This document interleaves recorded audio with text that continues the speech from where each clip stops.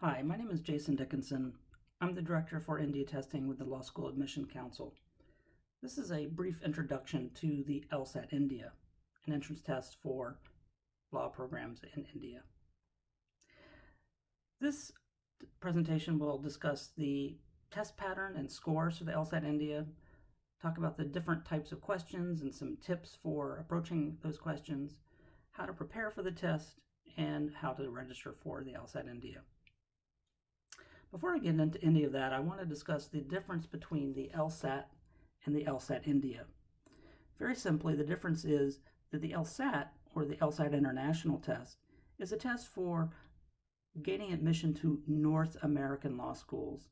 But remember that the study of law in North America is a postgraduate exercise. The LSAT India is a test for students who want to gain admission to Indian law colleges, and by and large, the people who take this test are high school graduates who are trying to study law in a 5-year integrated program. A few students will take this test to gain admission to a 3-year LLB or LLM program, but even so, those are for programs at Indian law colleges. If you are a student who wants to study in North America, the thing to remember is North American law programs are postgraduate degrees. So before you can study in North America and study law, you have to get a college degree first.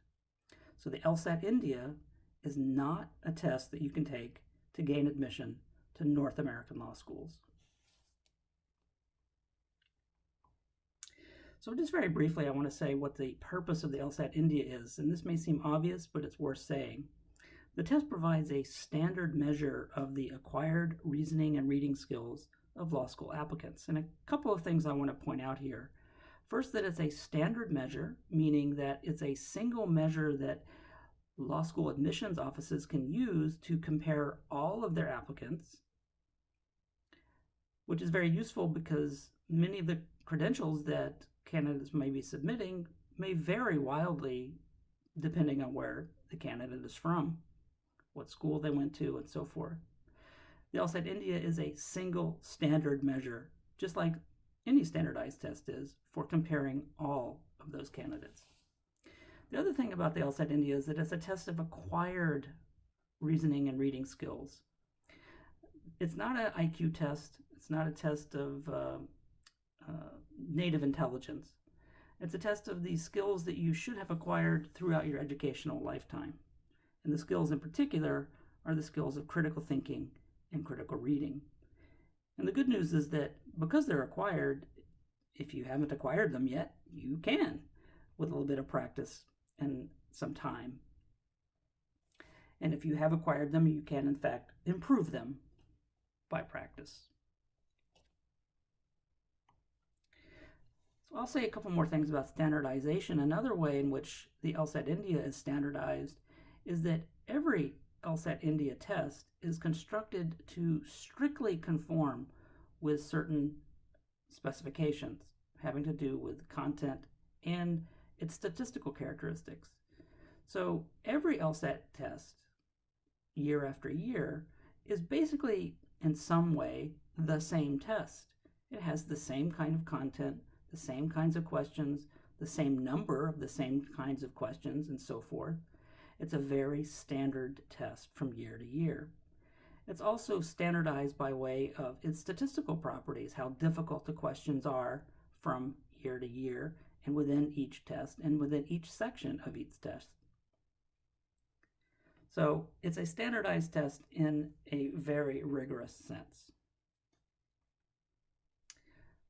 Here's the LSAT India test pattern. You'll see that there are 4 scored sections of 3 different types of questions. Reading comprehension, there's 1 section of that. Logical reasoning, there's 2 sections of that. And analytical reasoning, there's 1 section. Each of these sections are timed at 35 minutes, and you may not move forward or backward across sections. So you may only work within that section. I'll talk in a little bit more detail about each of these types of questions in just a moment. Before I get into that, though, I wanted to say some general things about LSAT India questions. First of all, there's one and only one correct answer for every question. It's not always easy to find, but it's always the case that there's just one correct answer. The questions are clearly and unambiguously written. That's not to say that they're necessarily easy to answer, but their difficulty is not because they're ambiguous or they're vague. They're very clear. Obviously, the content in the LSAT India is relevant to law college study because what it tests is critical thinking and critical reading, the very skills you're going to need in order to do well in studying law and in practicing law. The LSAT India doesn't unfairly rely on background knowledge. In fact, everything that you need to know to answer a question on the LSAT India is on the page or on the screen. So you don't have to memorize a lot of facts or current events or trivia. It's all right there on the page. Just a little bit of information about LSAT India scores. Scores range from 420 to 480, and you should understand that this is a scale. This isn't raw scores. This is just a scale that we use to convey information about how well you've done. A 480 is the very best that you can do, and a 420 is the very bottom of the scale. So as you can imagine, somewhere in the middle of that range is around average. There's no pass-fail score built into the test, no cut score and so forth. And very important to know is there's no negative marking on the LSAT India. Only correct answers count toward your score. So obviously, you'll want to leave a few seconds at the end of each section to make sure you've answered every question.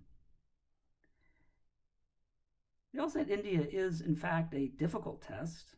It is difficult by design, but you don't have to get everything right to do well. In fact, you can do quite well, even getting quite a few questions wrong. So let's dive into these question types in a little bit more detail. As I mentioned, there are three types of questions: reading comprehension, logical reasoning, and analytical reasoning. Reading comprehension is the same kind of reading comprehension you've done your entire educational career, probably.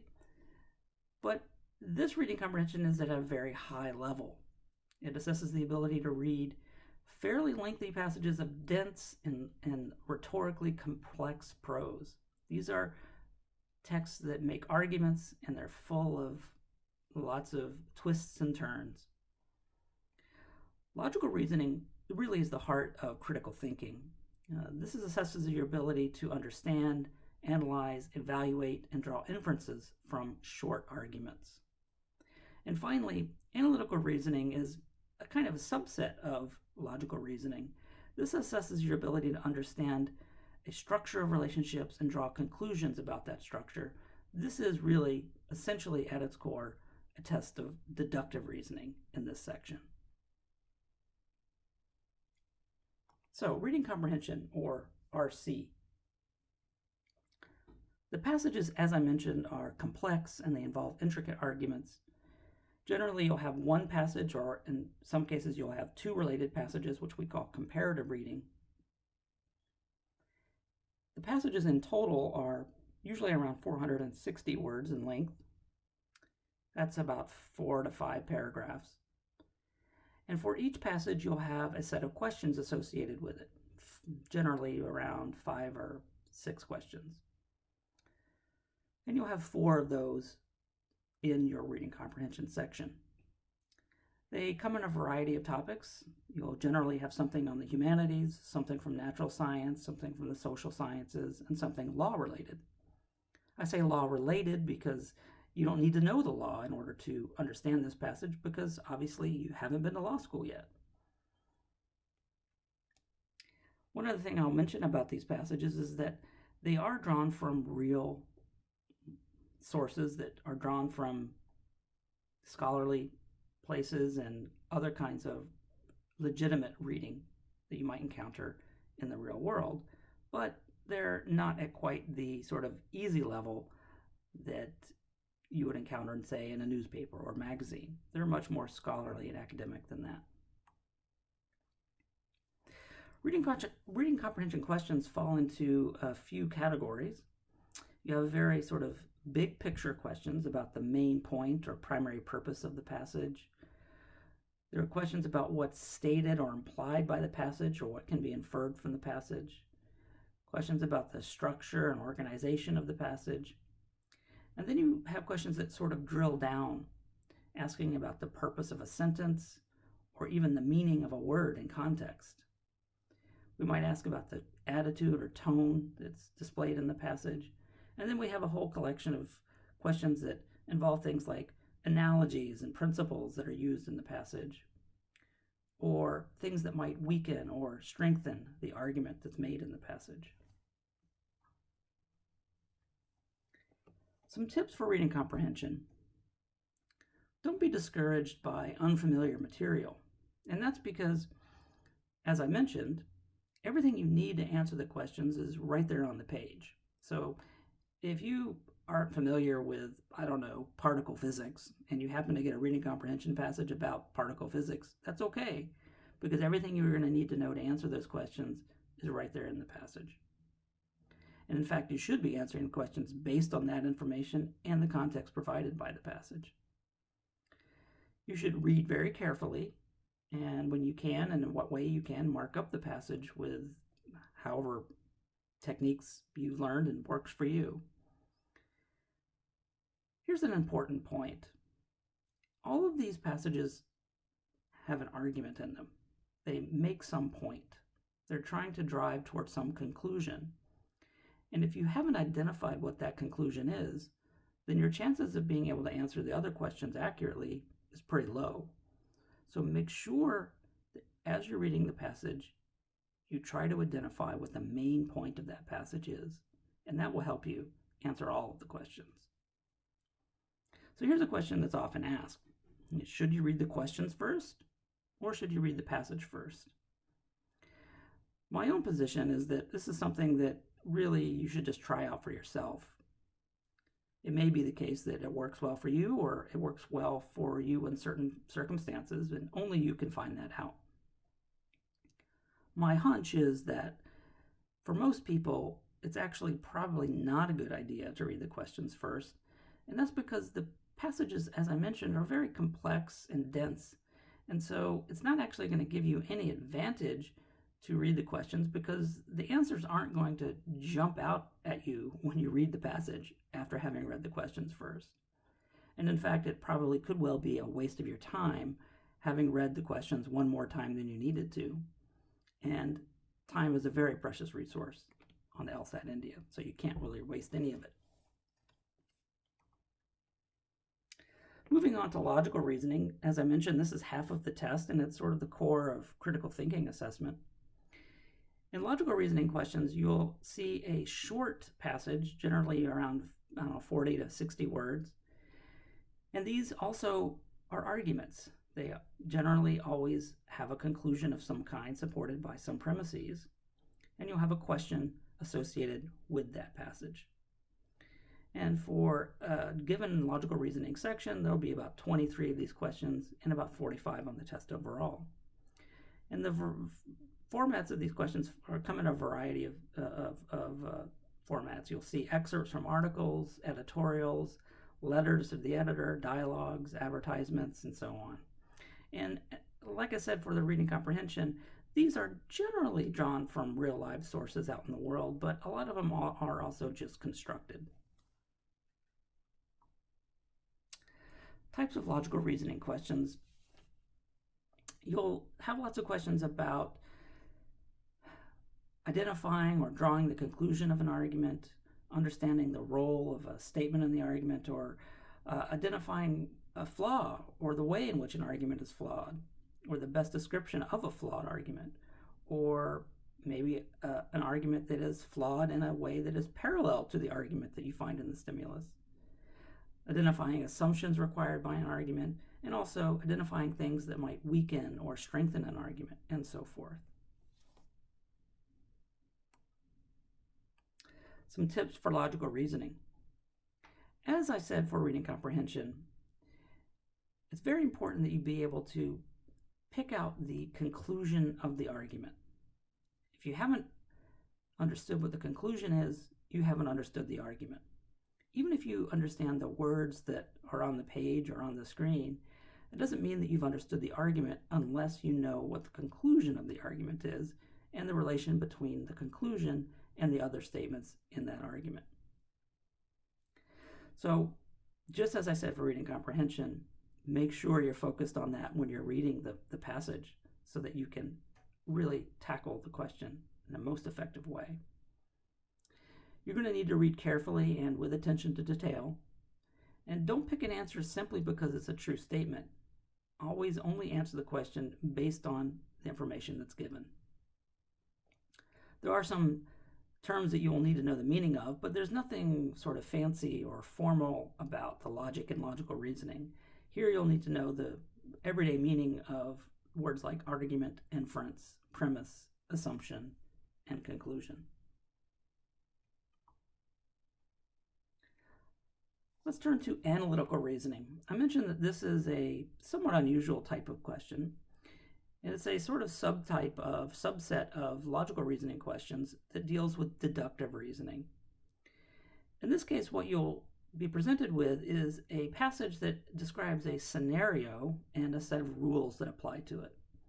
So, for instance, you might imagine a chairperson of a academic department has to decide the order in which some professors will give presentations, and Professor X has to go before Professor Y, and Professor Y cannot go or present immediately before or immediately after Professor W, and so forth.